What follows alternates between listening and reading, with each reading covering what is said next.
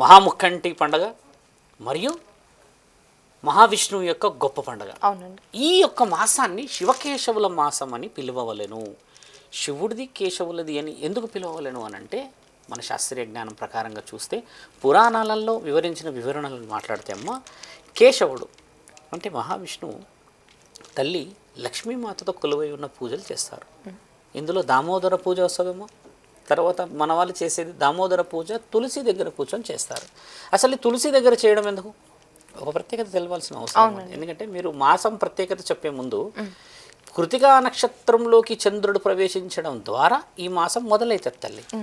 మాసం మొదలైనప్పుడు ఈ మాసంలో ఏం జరిగింది, కృతికా నక్షత్రంలోకి చంద్రుడు ప్రవేశిస్తున్న సమయంలో ఏం జరిగింది, ఇది మహా అంతరార్థం శివపురాణంలో రాయబడింది.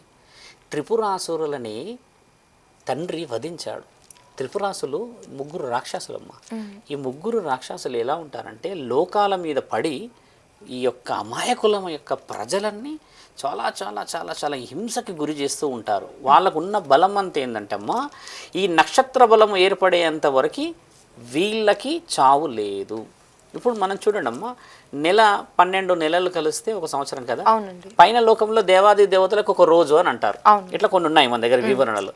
అలా ఉండడం చేత ఆ నక్షత్ర బలం కలవడానికన్నీ కొన్ని యుగాలు పట్టడం ద్వారా ఆ యుగం కృతికా నక్షత్రంలోకి వచ్చినప్పుడు పరమశివుడు ఈ ముగ్గురిని వధిస్తాడు తల్లి. ఈ ముగ్గురిని వధించేటప్పుడు తారకాసుడు ఆయన తండ్రి నలుగురు చంపబడతారు.